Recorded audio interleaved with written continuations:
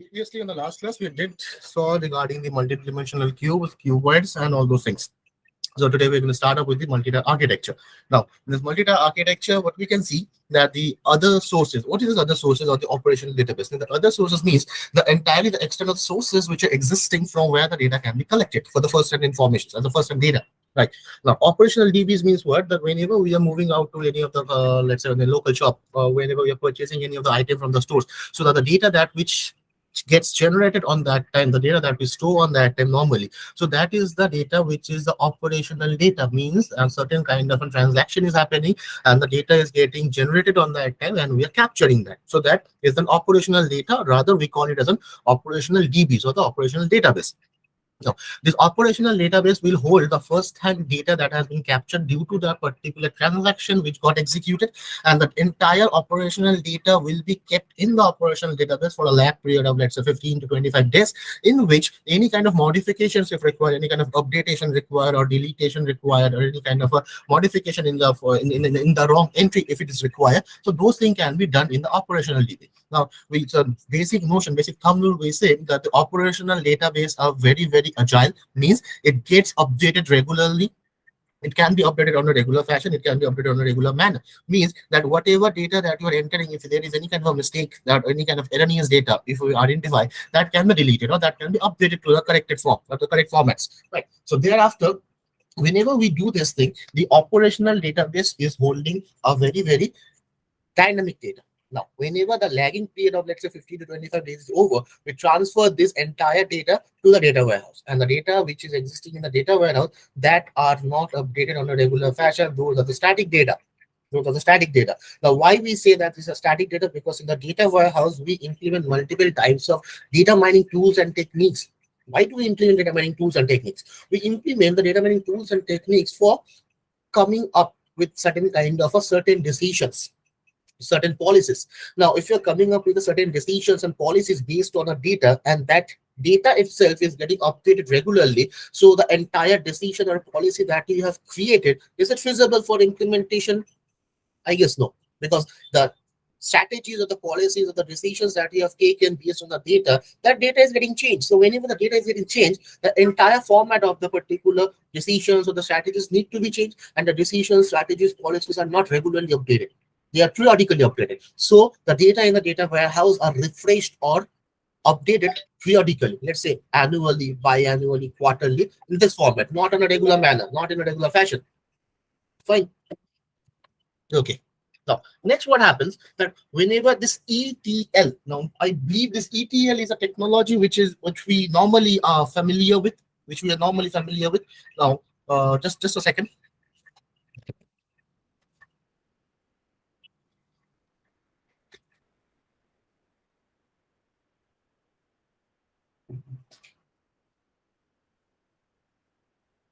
ETL is a technology in which we do the extraction, transformation, and the loading. Now, what is this extraction? The extraction means the other external sources which are existing. From that external sources, we are extracting the data. Sorry.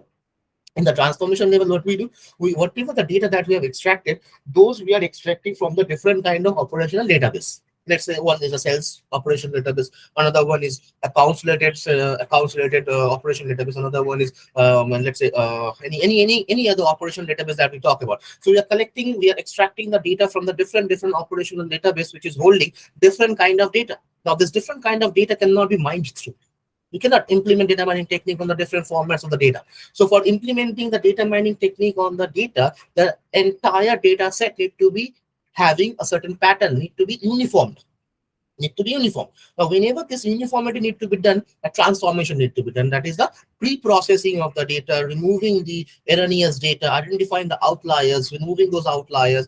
This type of transformation need to be done. A uniform pattern need to be maintained within the different operational database. Whenever this transformation is done, then we start loading the data into the data warehouse. Now, whenever we do this data warehouse loading, so it is what? It gives you the entire data set transferred from your operational DB to the data warehouse. And this data, once you transfer the data to the data warehouse, it's done. You cannot modify the data any further. It gets periodically updated. Even if you make any kind of modification in the existing data, so the prior version of the data will be maintained. Along with that, the new version that you're entering, that new version will be staying. It doesn't mean that you are updating an existing data means the existing data itself is getting updated. No, the existing data remains as it is. A new version of the same data gets introduced into the data warehouse. We do not delete data from the data warehouse. And refresh means what? Periodically updates that we do. So the ETL is a particular cycle that we implement for transferring the operational data to the data warehouse. You can see this entire compact has been given in the data source. That is, the different data sources can be there, external sources can be there, internal sources can be there, different kind of operational databases can be there. So it's a data source that we're talking about. Next, we are coming to the data storage part. In this data storage part, what we do, we extract the data, we transform it, when we pre-process, we maintain a, we provide a uniformity inside that, and then we load the data into the data warehouse. Periodically, we update it, periodically, we refresh it. Now, what is this metadata which gets generated from the data warehouse? So metadata we saw, we have explained that metadata is what? It's a data about a data. So whatever the data that you are storing into the data warehouse, you need to have a proper description regarding that data that you are storing in data warehouse. So the entire meaning, entire description of that data is your metadata, which is also known as a data dictionary. Now, whenever this data dictionary or the metadata is created, now we create data marts. What is a data mart? Data mart is a subject-oriented, area-specific. Will be holding the data of a same type. It will be holding the data of one sector. Let's say sales related data, this one. Let's say marketing related data, this one. Let's say HR related data, this one. This in this format it works upon. Like an individual data mart will be having data which is confined within a boundary, which is confined within a range. Data warehouse will be holding the entire set of the data. HR, HR data, marketing data, financial data, accounting data, CRM data, SCM data, multiple sorts of operational database data will be existing in the data warehouse. From the data warehouse, we need to create the separate data marts, which means that the entire data which is existing in data mart 1, data mart 2, data mart 3 will be different from each other, and it will be boundary confined.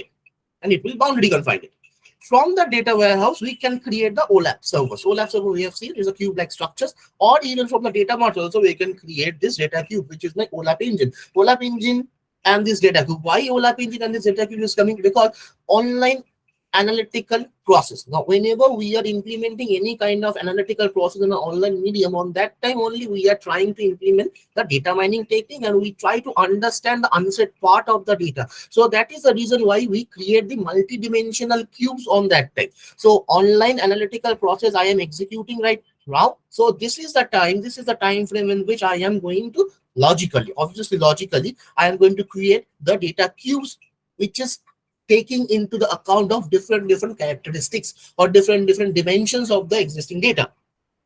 Thereafter, we come into the front end tool, that is analysis query report of the data mining techniques. That is the GUI, that is the graphical user interface that we have, in which we are having multiple options. Menu options are there, selections modes are there, drop-down menus are there, through which we select the particular data and we introduce some kind of a query or predefined query or a customized ad hoc query we run, and we get the report. We understand the meaning. We get the report in a tabular format, or rather we get it nowadays in the modern era of computing. We get the reports in the graphical manner with a bar chart, pie chart, and interactive dashboards are also there, in which it is a front end tool. Fine. So this is the entire picture in which the multi-tier architecture works.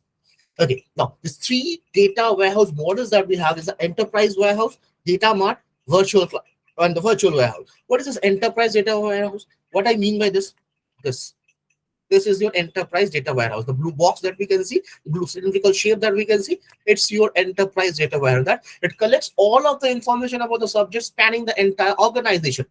Spanning the entire organization means what? Let's take a subject as a customer.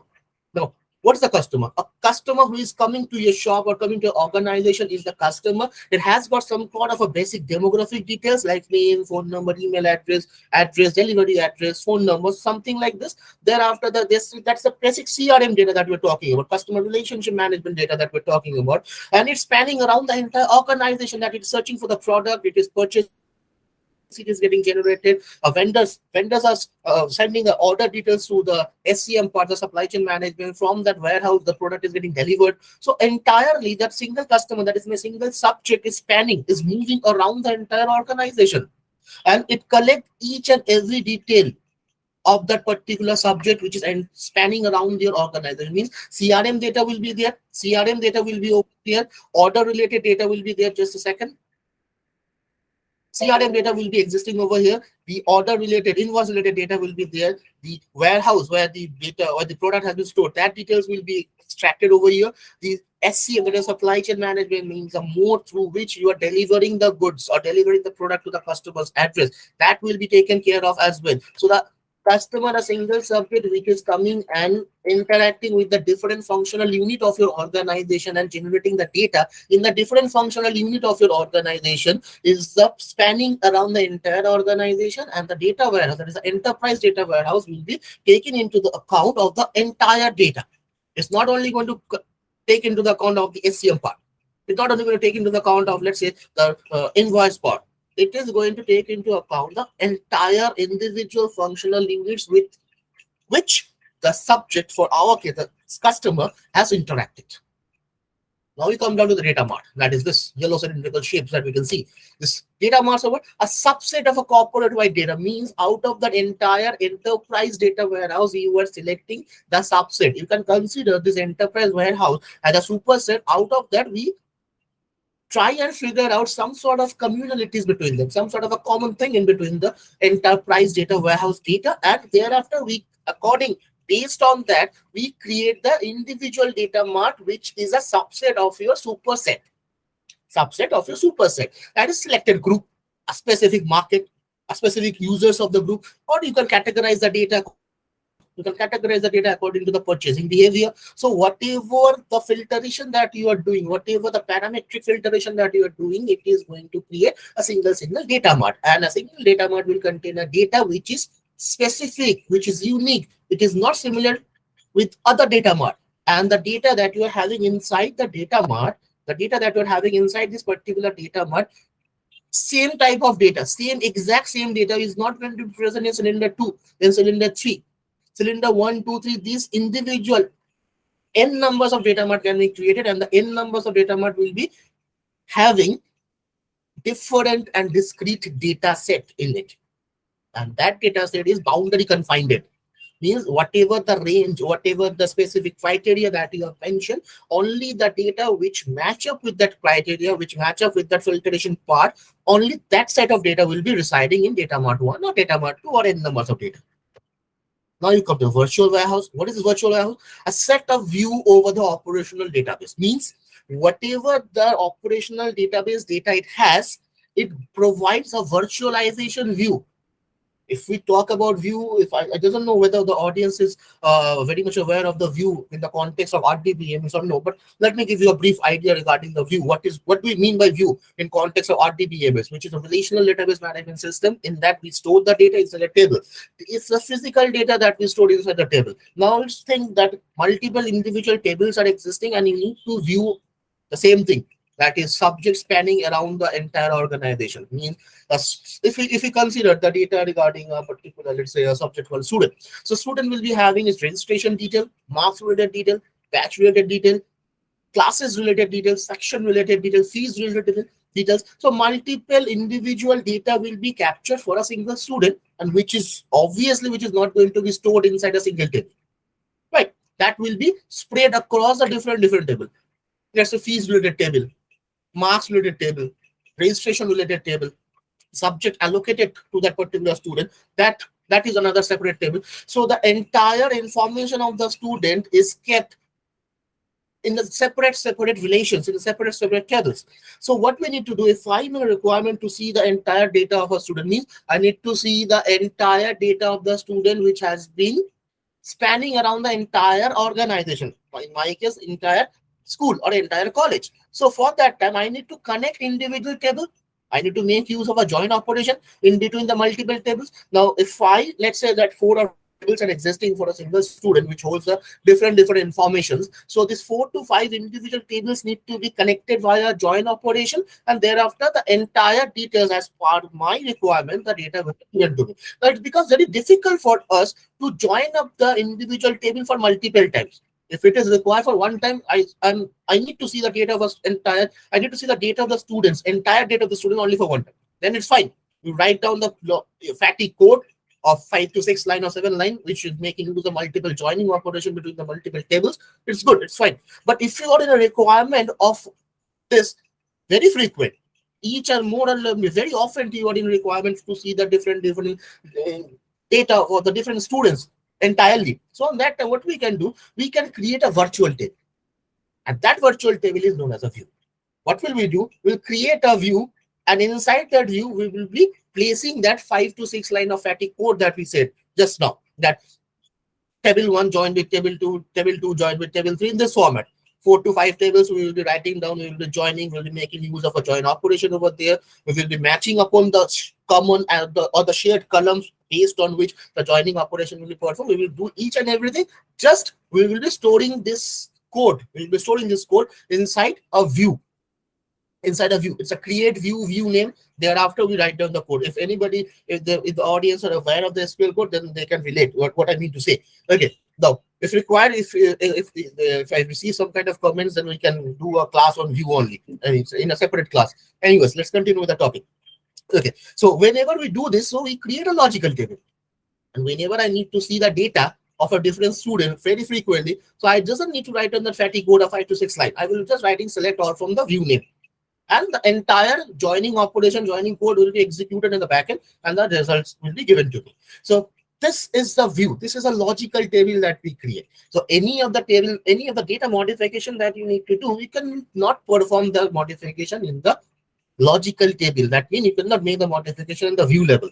Whatever modification of the data you need to do it into the physical table. The table, the individual table in which you have stored the data, physical storing of the data.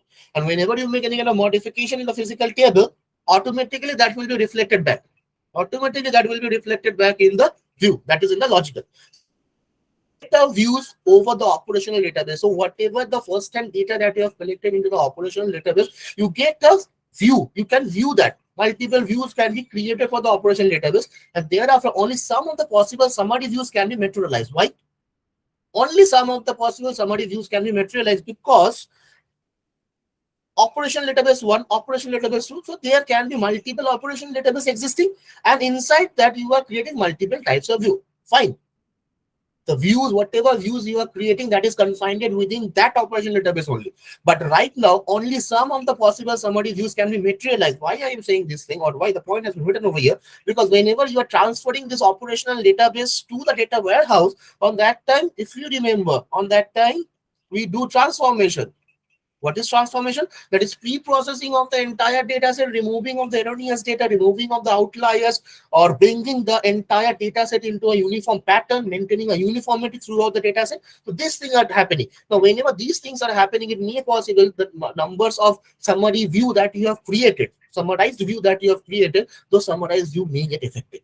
But it may require that you are changing the pattern of the data.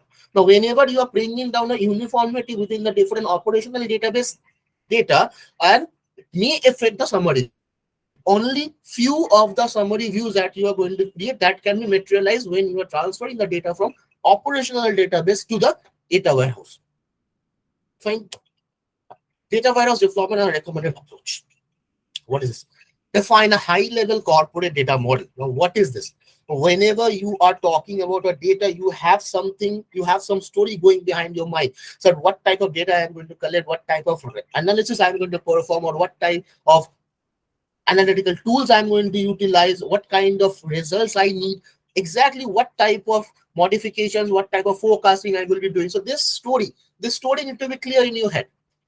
Once this thing is done, that is defining a high level of corporate data model. Now, each and every corporate organizations which are running their business, they are not having a same kind of a data model. Individual corporate which is running their business, they are having a different business perspectives. So the different data models, whenever the different data models are coming up, we are going and creating a different data marts. You can see the multiple data marts are coming up. Okay, so from the data mart, we create the distributed data mart, which as a whole, which coming up with a multi-tier data warehouse, mean multiple tier. We are familiar with the tier concept, 1 tier, 2 tier, 3 tier, N tier architectures. I believe we know. Now, if after this, whenever we are creating the multi-tier data architecture, that is getting created via the distributed data marts.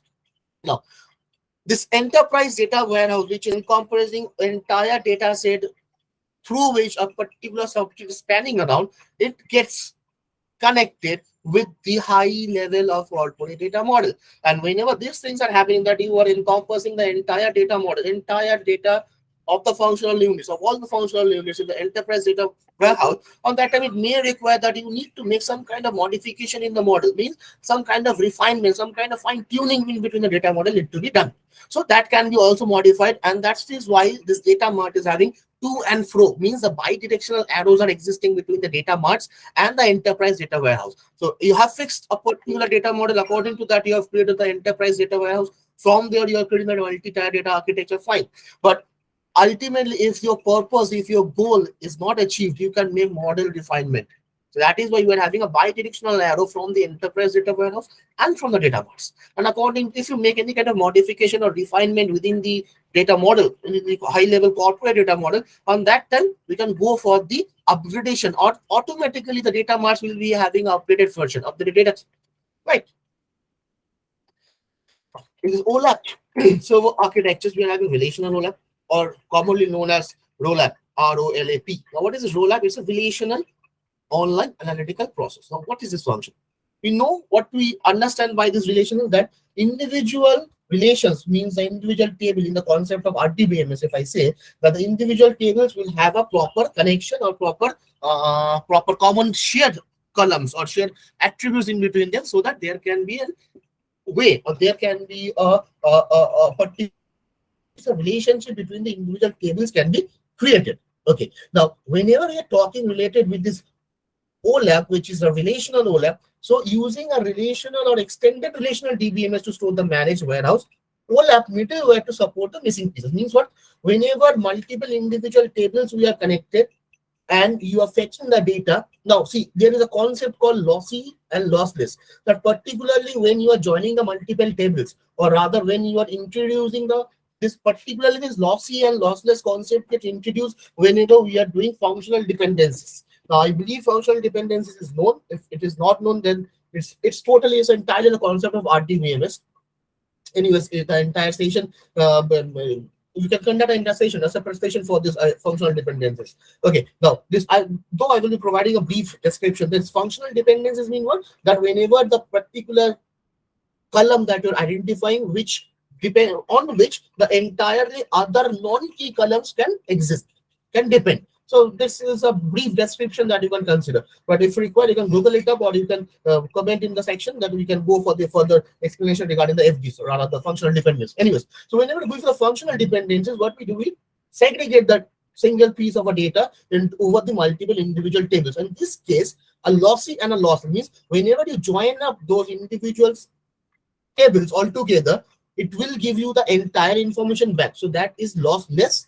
And whenever you are segregating the data over a different tables, and after that you try to join the entire table and you try to obtain a single piece of information, the entire information. But on that time, if any of the information is not obtained, if it is missing, that is a lossless. Sorry, that is a lossy information. Sorry, that is a lossy join operation that we perform. So the same thing over here, whenever we use a relational or extended relation, and we try to manage the data, warehouse data, on that time, if any of this missing piece is obtaining, so the OLAP comes into the middle, which provide you the relational OLAP. It connects one cube with the another cube, so that the missing information can be obtained.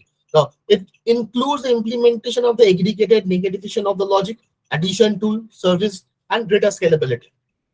Multidimensional OLAP, that is MOLAP, that is MOLAP. It's what? It provides you a matrix-like structure, which is pre-computed, fast indexed, summarized data. Hybrid OLAP is what? It's users flexibility. It provides you with a low level of the relational but high level of the array. Means hybrid. It is going to provide you the information which is not that much related with another table, but high level of array, means high level of information, high level of data items will be provided. Specialized SQL servers like Snowflake, if we create, we have seen these things that provide a specialized support for the SQL queries, star schema, or the Snowflake schema, in which we create the fact tables. Okay, now how do we implement this? The efficient data cube computation. Efficient data cube computation. Now, this efficient data cube computation is what? That the data cube, that is a lattice of the cubers that we create. The bottommost cuber is a base cuber that we have seen. that the last one is the cuboid, in which we include the maximum number of dimensions. Topmost, in which we do not include any of the dimension, we just go for the segregate all means entire information.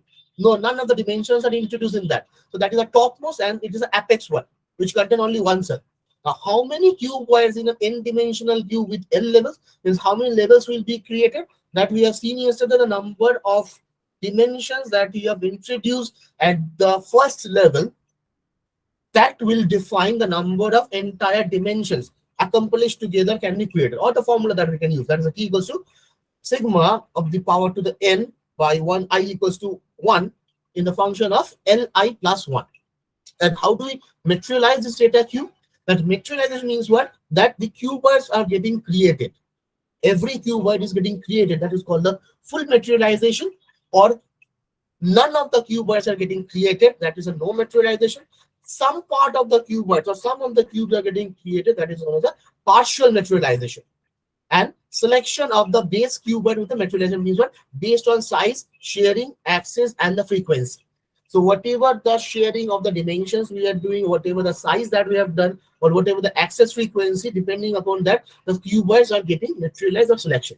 Now, you can see this cube operation which is given. It is normally done by the DMQL, that is the query language that we use for defining the cubes. We provide a definition over there. Now, if you remember the previous classes that define the cubes, that is cells, and item, city, and here. These are the three individual dimensions we are considering, and outcome of this three was what? Cells in dollar. Now, compute cube is what? Cells. Means we are computing the total number of cells or the amount of the cells. Thereafter, whenever we transform it into the SQL language, what we do, we write down a normal structure query language, that is select item, city, year. We are selecting the normal item, city, year, which are the three dimensions, three different dimensions. We are selecting them, and thereafter we go for the sum and the amount. What is the sum and amount? The sum amount is the aggregation that we are obtaining. Once we are obtaining this aggregated value from the particular cells, from the cells means from the cells table. Cells is what? The fact table, if you remember. Fact table, right? And cube means item, city, year. Cube by means what? Group by. Group by. If anybody is familiar with the group by, you can write it. You can mention in the comment section, or you can mention in another way. Okay, now group by clause we are making use in the format of a cubes, that according to the cube or according to the grouping section, we are defining the dimensions. Thereafter, we need to compute the following by the group. That means date, product, customer, or date and product, or date and customer. So multiple groupings can be done. If you are having n numbers of dimensions, so n numbers of grouping can be created, or rather you can make use of this formula.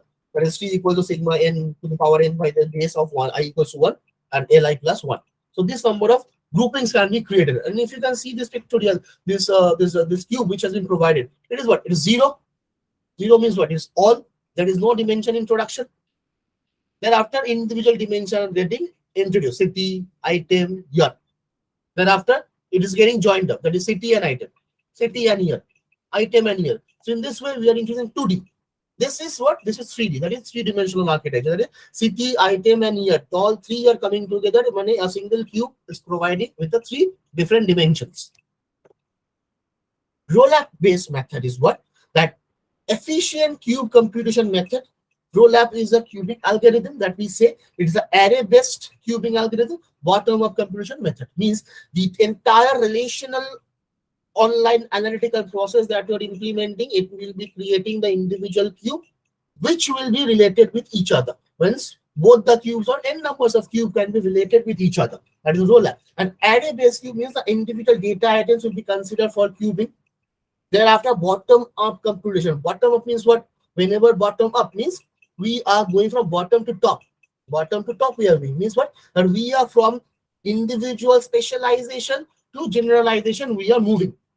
Rollup-based cubing algorithm are what? Sorting, hashing, grouping operations are applied to the dimension attributes in order to reorder and cluster related tuples. What is tuples? Tuples are normally rows. We call in the database terminology, tuples are rows. Okay. Now, the sorting, hashing, and the grouping operation we implement for the dimensional attributes, so that the pattern or the fashion in which the data has been sorted, it can be resorted, it can be reordered, and the clustered based tuple can be created. Clustered means what? You take a certain portion of a data and you group that data depending upon some communalities, some shared features, so that you can identify some sort of shared feature between that group of the data and you can create one cluster. Grouping is performed how? Grouping is performed via the sub-aggregation, via the partial grouping steps. Means entire, if you are not possible to create the entire grouping, means this one, materialization, if it is not possible, you go for the partial materialization, means the partial grouping that we do. Thereafter, we go for the aggregates, can be computed from the previously computed aggregates rather than from the base fact table. Now, individual dimensions that we are having, from that individual dimensions, we are creating a fact table. From that fact table, we can create the aggregated value, but that will be a little bit of a time consuming. The query performance or the query execution time will be a little bit of higher. So what we do on that, and we take the aggregation. Already computed aggregated value that we have, we take those value and we re-aggregate, we recompute those from the previously computed aggregated value, rather than computing it from the base fact table, which will be a time-consuming procedure. Okay. Now, obviously, this is not a research paper, but still we can do a little bit of a digging into the literature that we can obtain from this hashing or the sorting. Smallest pattern. What is smallest pattern?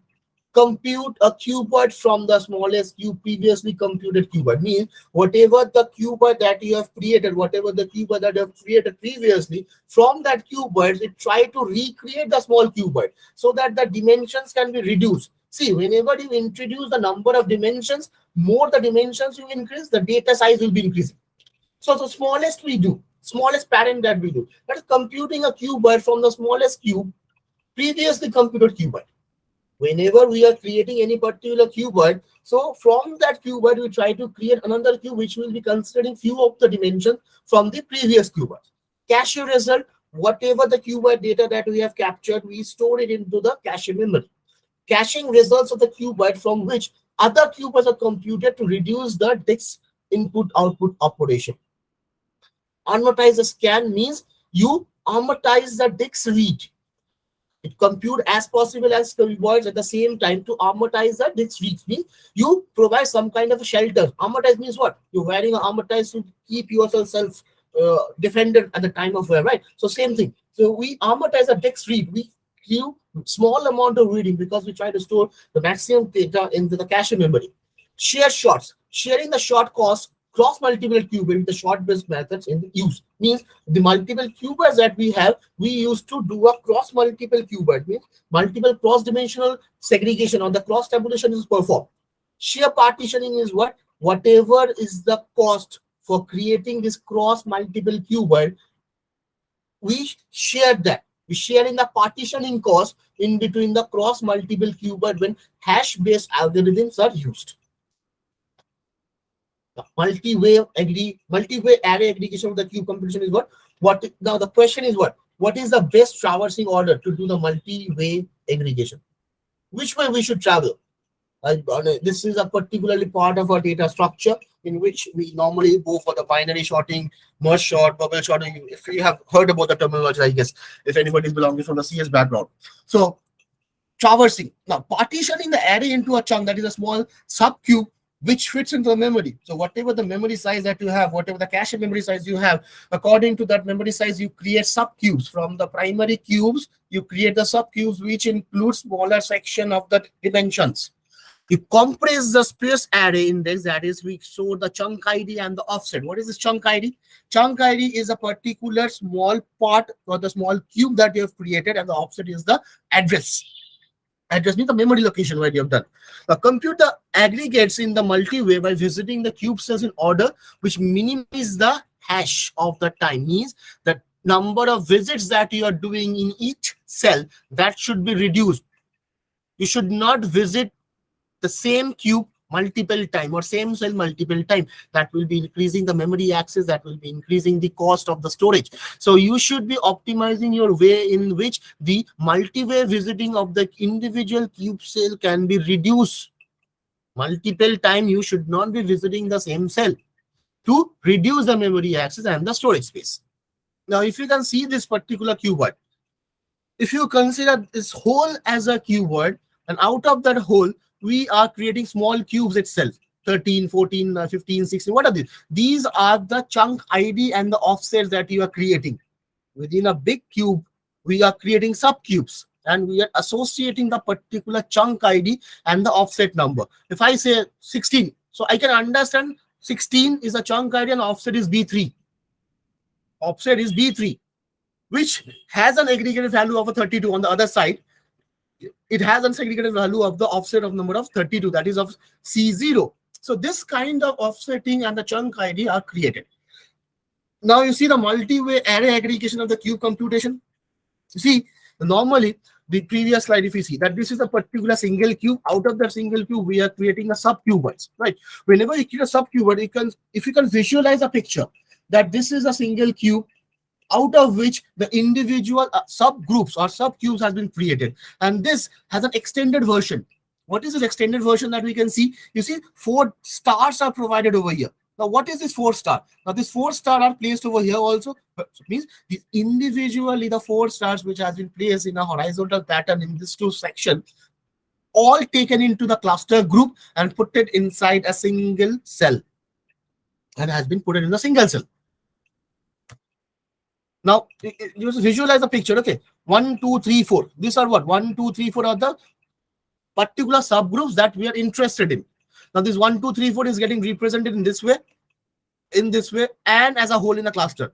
Now, you see, we are implementing this. We are taking into the account of this entire cells. This 1, 2, 3, this row number 5, row number 6, and this 13 as well. So, 13, we are considering single data, single star. For 9, we are considering the entire 4 cells. 5, we are considering the entire 4 cells. So, you can see entire 4 stars, and this is 4 star. Now you come in this section. Now you come to the other face of the cube. You see 13 single, 9 having 4 cells, 5 having 4 cells, 1, 2, 3, 4 is having 4 cells. Now you go upward. The previous cell, what we are having, once we are considering only the single cell, single column wise, horizontal pattern wise, on that time the individual 1, 2, 3, 4, the stars has been placed in the individual cell. But right now, whenever we are increasing our size, the offset and the chunk IDs are getting stored into the clustered pattern in a clustered manner. What is this cluster pattern or cluster manner? That it is providing, it is selecting. This particularly, it is having only one cell introduced, 1 star. 1 cell, 1 star. This way it is going on, right? Now, in this case, we are having 1, 2, 3, 4, but 13, 9, 5, 1. These are the individual cubes that we are subcubes we are considering. So 4 star in this. This one is having 2, this one, and this one. So 3 star, yeah, 3 stars. Similar for this. This is having 1, 2, 3. So 1, 2, 3 stars. Again, similar. 1, 2, 3. Number 4. So 1, 2, 3. So you can see the entire column-wise segregation or the column-wise grouping, column-wise clustering that we are doing over here. And in this, we are doing column-wise clustering, column-wise grouping. In this, we are doing row-wise grouping. In this, we are considering the single cells, single subvalves or single subcuboids. Done? I believe we can keep the class till here today. The next part we will be explaining on the next thing, right? If you have any questions, you can write in the comment section. I will try my level best to answer your queries. Okay, so let me end the session over here today.